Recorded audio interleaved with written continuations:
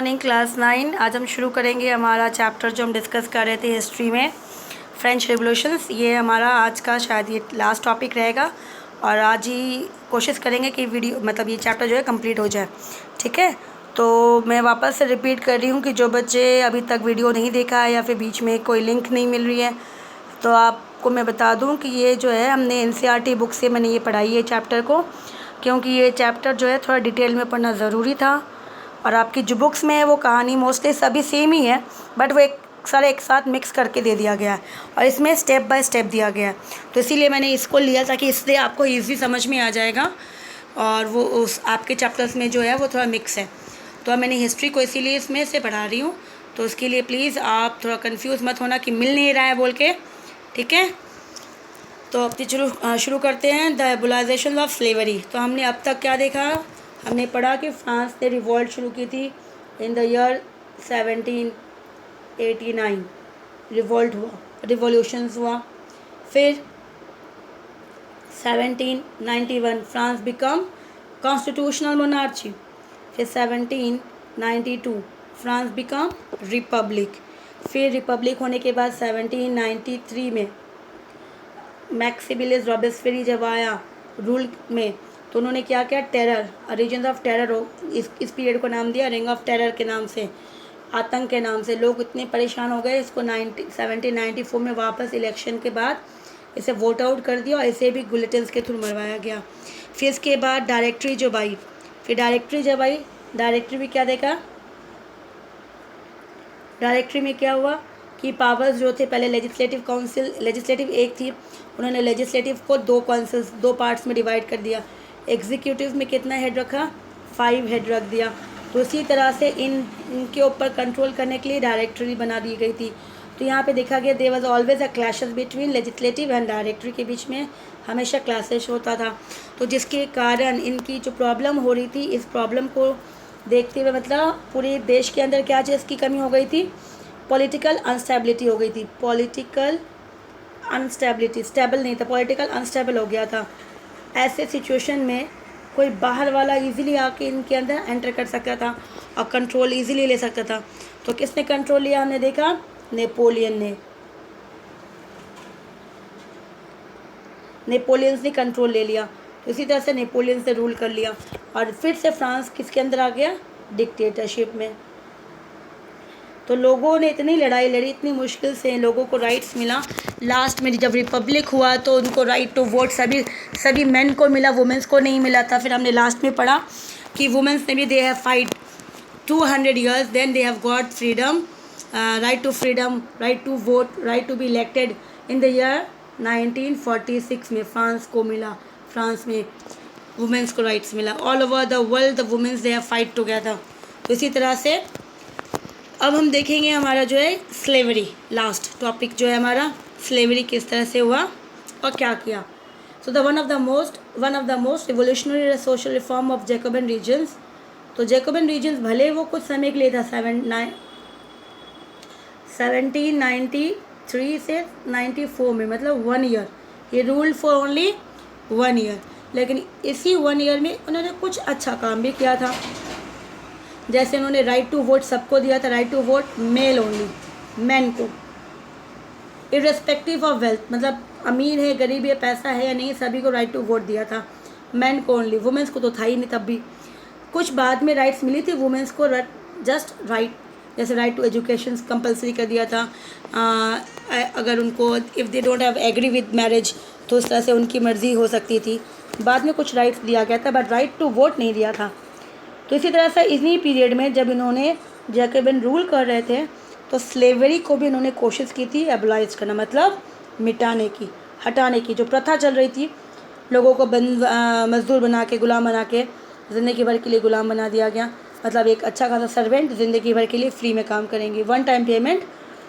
तो ये चीज़ों को उसने कोशिश की थी हटाने के लिए इन द फ्रेंच कॉलोनी। ठीक है, the colonies in the Caribbeans जैसे Martinique, Guadeloupe and San Domingos वे इम्पोर्टेंट सप्लायर्स ऑफ कमोडिटीज़। तो कहा गया कैरेबियंस में जो थे ये जो कैरेबियंस अलग अलग जो कॉलोनीज़ है, अलग अलग जो टाउन्स बताए गए, कंट्रीज़ जो है कॉलोनीज़ में कैरेबियंस के अंदर, ये क्या क्या सप्लाई करते थे यहाँ पे? Tobacco, indigo, sugar and coffee, ये लोग ये सप्लाई करते थे. But the reluctance of Europeans to go and work in distance and unfamiliar land meant a shortage of labour on the plantations. तो ये चीज़ें जो थी, they need, who need, Europeans को चाहिए, क्योंकि ये चीज़ें इनको कॉफ़ी चाहिए, शुगर चाहिए, इंडिगो कपड़ों के लिए, कलर करवाने के लिए, कपड़ों में डाई करने के लिए चाहिए. लेकिन ये खुद नहीं काम करना चाहते अपने लैंड पे, या फिर इतनी दूर जाए, ठीक है, क्योंकि यहाँ पे उनके पास लेबर भी इतना नहीं था. ज़मीन के लिए कौन करेगा काम? प्लांटेशन के लिए जो वर्कर चाहिए वो भी इतना नहीं था यूरोपियंस में. तो इसीलिए यहाँ पर so this was made by triangular slaves trade between Europe, Africa and America. तो इसी तरह से यहाँ पे ये ट्राइंगुलर बन गया. किस तरह से? तो अभी मैं बताऊँगी आपको. तो यहाँ पे बिजनेस शुरुआत हुई, व्यापारी शुरू हुई किसके बीच में? तो यहाँ पे ट्राइंगुलर स्लेव शुरू हुआ, trade business, triangular slave, Europe, Africa and America. Europeans को क्या चाहिए था? यूरोपियंस को कमोडिटीज़ चाहिए था. कमोडिटीज़ में टोबैको, शुगर, इंडिगो, कॉफ़ी, ठीक है. So the slave trade began in 17th century में शुरुआत हुई थी. और French merchant sail from the port of Bordeaux of Nantes. ये दो जगह है, पोर्ट के नाम है फ्रांस के अंदर, ठीक है. फ्रेंच में ये जो फ्रांस में ये दो जगह है पोर्ट. उसी तरह से हमारे इंडिया में से बॉम्बे पोर्ट है, सूरत पोर्ट है, इसी तरह से ये फ्रांस में दो पोर्ट हैं. और ये दो पोर्ट से जो फ्रांस के जो मर्चेंट होते थे, व्यापारी मर्चेंट, वो यहाँ से निकलते थे और वो कहाँ जाते थे? African coast. अफ्रीकन कोस्ट में पहुँचने के बाद they bought slave from local, जो चीफ होते थे, जो लैंडलॉर्ड होते थे, जिनके पास इनका काम ही था, वो क्या करते थे? गुलाम को अपने पास रखते थे. तो अफ्रीकन कोस्ट में कौन पहुंचा? तो यहाँ पे देखा कि अफ्रीका से निकले. कौन अफ्रीका से निकले? सॉरी, फ्रेंच में से कौन गया? फ्रेंच में से निकला मर्चेंट्स. और वो पहुँचे कहाँ? अफ्रीका पहुँचे. अफ्रीका से क्या लेना है उनको? उन्होंने परचेस क्या किया? स्लेव्स को परचेस किया. उसके बाद स्लेव्स को परचेस करने के बाद 3 मंथ्स, 3 महीने वो शिप में चलने के बाद वो कहाँ पहुँचे?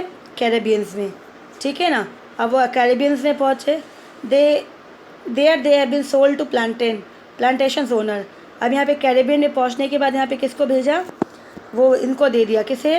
कैरेबियंस में जो प्लांटेशंस थे, जो फार्म, जिसके पास ज़मीन है बट उनके पास वर्कर्स नहीं थे, तो प्लांटेशन ओनर को वहाँ पे दे दिया गया. And the exploitation of slave labour made it possible to meet the growing needs in Europe market, sugar, coffee and indigo. तो इसी तरह से यहाँ पे अमेरिका, कैरेबियंस, ठीक है, तो यहाँ पे आके इनको दे दिया. फिर इस तरह से ये सामान बनाने के बाद ये वहाँ पे बेचेंगे. तो इसी तरह से सोचो कि इस तरह से ट्रायंगुलर फ्रांस में लोग अफ्रीका गए, अफ्रीका में से किसको ख़रीदा? लेबर को ख़रीदा. लेबर को ख़रीद के वो वापस कैरेबियन में गए, उनको बेचा और फिर वहाँ से वापस अपने देश वो आ गए. तो इसी तरह से 3 देशों में चक्कर लगाना पड़ा. वो खुद पहले फ्रांस से थे, फिर अफ्रीका गए, फिर अफ्रीका से कैरेबियन गए, वहाँ पे उनको लेबर को बेच. तो इसी तरह से ये इनका ट्राइंगल, तो ये 3 कंट्रीज़ का इन्वॉल्वमेंट था जिसके लिए ट्राइंगल बन गया. तो यहाँ पे क्या कहा गया कि जो यूरोपियंस थे, सॉरी नीचे, तो यहाँ पे जो था देखा गया कि इस तरह से लोकल कप्तान से वो क्या ख़रीदने लगे? स्लेव्स को ख़रीदा, शिप में टाइटली पैक कर दिया और अटलांटिक से कैरेबियन पहुँचे. और ये वहाँ पे जाने के बाद, लेकिन उन्होंने कितने समय के लिए सफ़र किया? 3 मंथ्स. और वहाँ पे जाने के बाद प्लांटेशन ओनर को जाके सोल्ड कर दिया. फिर एक्सप्लॉयटेशन ऑफ स्लेव्स शुरुआत हो गई. उन्होंने शुरू किया, उनको काम करवाने में लगा दिया ताकि वो काम करेंगे फार्मिंग में. तो क्या होगा? फार्मिंग में जो भी काम होगा, तो जैसे डिमांड क्या था, यूरोपियंस को क्या चाहिए था? मार्केट्स में कॉफ़ी, टी, इंडिगो, ताकि वो ग्रो हो जाए और वो मार्केट में बेचे. उसी तरह से पोर्ट सिटी, बॉर्डेक्स एंड नैंटीज़ जो थे, धीरे धीरे बहुत ज़्यादा इकोनॉमिक प्रॉस्परस हो गया. और इसी तरह से ट्रेड जो था ये भी मतलब बहुत ज़्यादा फ्लरिश होने लगा. मतलब लोगों में डिमांड बढ़ने लगी कि उनको भाई स्लेव्स चाहिए, ताकि वो स्लेव्स को ख़रीदेंगे तो वो क्या करेंगे? अपने फार्म में, अपने लैंड में काम करवाएंगे. तो ये देखो, ये पिक्चर जिस तरह से यहाँ पे जैसे बताया जा रहा था कि स्लेव्स का अंत किसने करवाया था, हमने देखा कि रॉबर्ट्सबरी के पीरियड में इसने कोशिश की थी कि इसे एंड करे। ये बहुत तो आगे चला गया।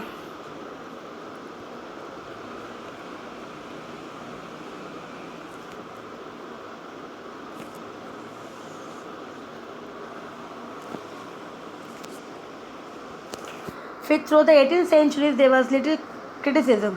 18th सेंचुरीज में फिर देखा गया कि लोगों में स्लेवरी जो है, लोगों में बहुत सारे जो लोग थे जो एजुकेटेड हो चुके थे फ्रांस में, देखा गया वो नहीं, ये पसंद नहीं आने लगा। फिर जब नेशनल असेंबली बनी, दे हेल्ड लॉन्ग डिबेट्स, बहुत अच्छी खासी डिबेट्स इसके ऊपर रखा गया।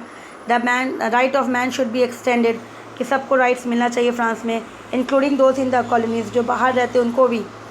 फिर but it was did not pass any law, लेकिन कोई भी लॉ बनी नहीं थी। फेलिंग अपोजिशन जो थे बिजनेसमैन को, वो क्यों? क्योंकि बिजनेसमैन जो थे सबसे ज़्यादा वोट दे रहे थे। नेशनल असेंबली में कौन सबसे ज़्यादा वोट दे रहा था? जो इलेक्टोरल बनना था, उनका क्या था? इलेक्टोरल को बनने के लिए क्या था कि जो सबसे ज़्यादा टैक्स पे करेगा, तो सबसे ज़्यादा टैक्स कौन पे करेगा? जो सबसे ज़्यादा बिजनेस में पैसा कमाएगा। तो यहाँ पे सबसे ज़्यादा बिजनेस किसका चल रहा था? स्लेव्स का। मतलब बिजनेसमैन को वो नाखुश नहीं कर सकते थे, इसीलिए ये नेशनल असेंबली ने सिर्फ डिबेट करके छोड़ दिया, उसके बारे में कोई रूल्स एंड रेगुलेशन नहीं बनाया। वो नहीं चाहते थे कि इनको वो परेशान करें, क्योंकि ये लोग बिजनेस में थे स्लेव्स के।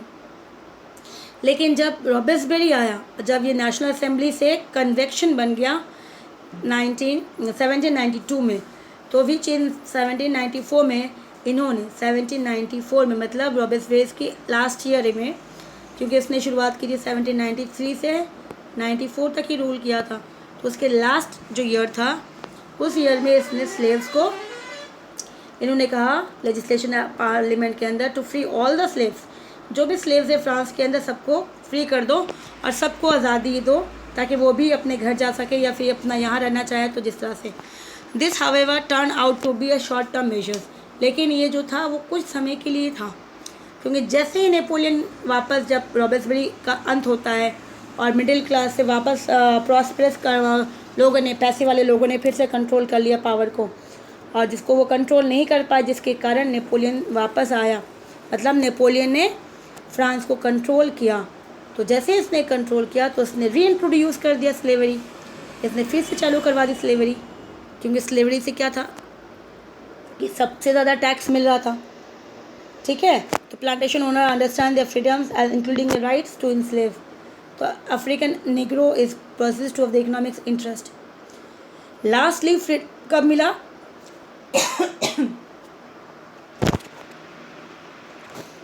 1848 में इसका पूरा अंत हुआ। इस तरह से हमारा चैप्टर जो है कंप्लीट हो गया। ये लास्ट टॉपिक थोड़ा सा है कि डेली लाइफ में किस तरह से लोग क्या करते थे, नहीं करते थे, हमारा डेली लाइफ कैसा होता है, थोड़ा सा है। मेन टॉपिक कंप्लीट हो गया। तो the revolutionary and everyday life, जब रिवोल्यूशनरी हो रहा था उसमें लोग अपनी ज़िंदगी कैसे डेली लाइफ में उनका लाइफ स्टाइल कैसा था। तो can politics change the clothes people wear, language they speak और द बुक दे रीड? कभी भी नहीं। The year following 1789 in France saw many such changes in the life of man women and, क्योंकि लोगों ने जो नहीं पढ़ रहे थे वो पढ़ना शुरू कर दिया था, हमने यही चीज़ें देखी थी। The revolutionary government took its upon themself to pass law which that would translate the idea of liberty equality into everyday practice.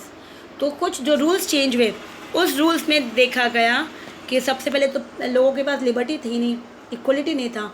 तो जब ये रूल्स चेंज हुआ, नए गवर्नमेंट आया, तो ये चीज़ें चेंज हुई, तो लोगों की जो लाइफस्टाइल थी उसमें चेंजेस आया। उस चेंजेस में देखा जाएगा सबसे पहले one important law that came into exist, जो इफेक्ट्स हुआ सबसे पहले जब रिवोल्यूशनरी शुरू हुआ, तो बेस्टाइल वाला। बेस्टाइल में सबसे पहले क्या किया था, उन्होंने तोड़फोड़ की। फिर एबोलाइजेशन ऑफ सेंसरशिप्स, गवर्नमेंट को किंग को नहीं मानना। फिर उन्हें ओल्ड रीजन्स के जो कल्चर्स थे, इस तरह से सब कुछ, रिटन मटेरियल्स, कल्चरल एक्टिविटीज़ जो भी थी, books, newspaper, play, could be published or performed only after they had been approved by the census of the king।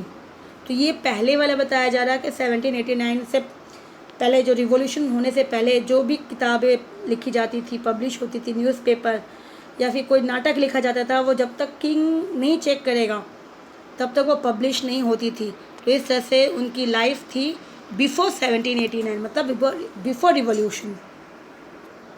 लेकिन जब ये डिक्लेरेशन बन गया, मतलब जब ये कॉन्स्टिट्यूशन बनाया लोगों ने, अपना कॉन्स्टिट्यूशन, नेशनल असेंबली, तो उसमें राइट ऑफ मैन दिया था, सिटीजन दिया था, और उसने कहा था कि सभी को आज़ादी मिलेगी बोलने की, रहने की, नेशनल बर्थ, अगर आपने जन्म लिया एज अ ह्यूमन तो you will be treated equal. तो इसी तरह से newspaper, pamphlet, books, print flooded in the town, और जहाँ पे कोई भी रोक टोक नहीं होगी किसी के ऊपर कि वो किंग चेक करेगा या फिर कोई चेक करेगा। They all describe and discuss the event change is taking place. और धीरे धीरे जब लोगों ने पढ़ना शुरू किया तो धीरे उनके अंदर बदलाव आने लगी। साथ साथ they came to know about the surrounding area. French freedom of the press all meant that opposing the view of event that could be express. तो इसी तरह से फ्रीडम, एक तो प्रेस को फ्री करना बहुत इंपॉर्टेंट था, क्योंकि अगर हम अपने विचारों को बोल नहीं सकते, छाप नहीं सकते, तो फिर ये गलत चीज़ हो जाती है। तो इसी तरह से देखा गया धीरे धीरे चेंजेस आने लगी। Each side sought to convince the other of its position through the mediums of print. सभी लोग प्रिंट मीडियम के थ्रू, मतलब टीवी तो थी नहीं, न्यूज़पेपर के थ्रू ही बोल सकते थे क्या बोलना चाहते, सॉन्ग्स के थ्रू। इस तरह से peoples they are giving their message to other so that they will be started revolution taking part and make the country free from all this. तो अल्टीमेटली हमने देखा था कि उनकी जो ये लड़ाई थी वो लास्ट में सक्सेस हुई थी। तो यहाँ पे देखा जाए, this was one of the way that they could grasps and identify this with the idea of liberty justice. तो इसी तरह से उनकी जो आइडिया थे लिबर्टी की, लोगों के अंदर फ्रीडम की, जस्टिस की, पॉलिटिकल फिलोसोफर्स जो भी उन्होंने बुक्स लिखा था, सब कुछ पढ़ने के बाद बड़ी बड़ी किताबें, text books, handfuls of educated peoples could read, जिसके कारण वो पढ़ सके। ये चीज़ें थी। तो ये तो जस्ट कंक्लूशन, मतलब जो था हमारी डेली लाइफ में किस तरह से लोगों ने इसके बाद और उससे पहले क्या क्या हुआ। तो फ्रेंच रिवॉल्यूशन का चैप्टर ख़त्म होता है। अब लोग नेक्स्ट में शुरू करेंगे new chapter, new subject. We will move to now class 9 में भी हमने चैप्टर शुरू किया था अप्रैल मंथ में। We have completed one geography, now we have completed one civics, this is one history, sorry, we have completed one economics. So we will move to new chapter and I will upload the question answers of this chapter. I will give you in through WhatsApp groups. Complete your works, keep it ready with you. Whenever the school will open, I will go through the question answers. Till then, take care, bye.